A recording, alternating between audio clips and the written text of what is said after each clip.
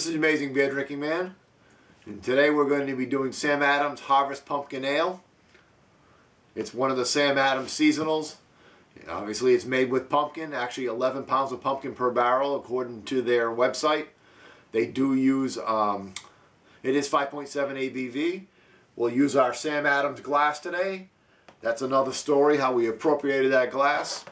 Sam Adams is the big East Coast brewery, kind of like Sierra Nevada on the West Coast.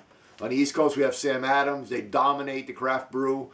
Not even sure if you can call them craft brew anymore, but they're still definitely one of the first. They're definitely one of the biggest, and they do sell a fair amount of beers, and they do a lot of different seasonals and a lot of different type of beers. So they're out there, they're bold, and they're trying things. Pumpkin's fairly new for them. They said this was first brewed in 2010. Now, hopefully you like our reviews. If you do like our reviews, please subscribe to our channel. Leave comments. We'll be friends. We like to have lots of friends. Looks pretty orange on the pour, which is kind of a trademark of most of the pumpkins that we've been trying. A nice tan, a light brown head on it. Actually, it's more of a ruby when you get it into the light. It's hard to tell here on the camera, but it's more of a red ale, or a reddish ale, I should say. I don't think, it's not an Irish red. Let's go ahead and see what we smell. Sweet, cinnamon. No, I get the pumpkin. I definitely smell pumpkin in this beer.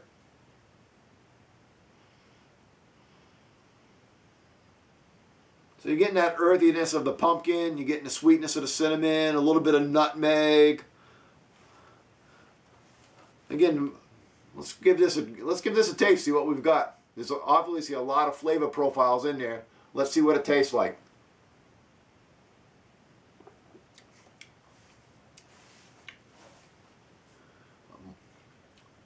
Much more subtle than some of the other pumpkins I've tried.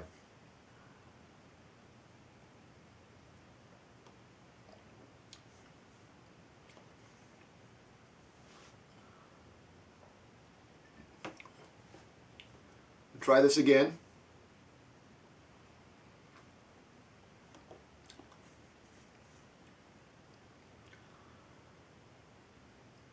Taste, I do taste the pumpkin.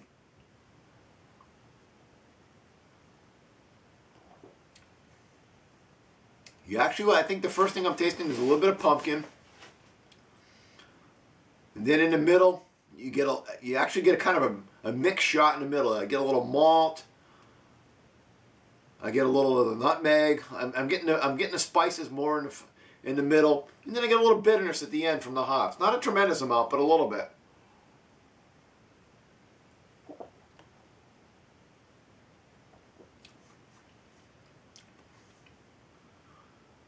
It's hard to describe this beer. I've almost had some Oktoberfest to taste a little bit about it. The malt and the pumpkin kind of mix together, so it gives you a hint of that pumpkin coming together with the malt up front. It's kind of even a roasted malt. And then you get, like I said, in the middle,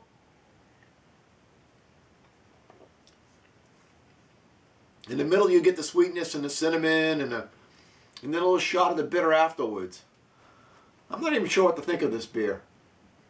It's a very interesting concept. And it's quite different than some of the other beers. Some of the other pumpkins I've had are really hitting you hard with the spices, and they're trying to be more like pumpkin pie. It just doesn't seem to be trying to do that.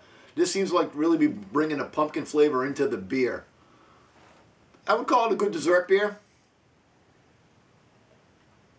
I think this would be an end of a drinking session. I don't think I would drink this all night long. You know, bartender set me up. Let's keep pouring them down.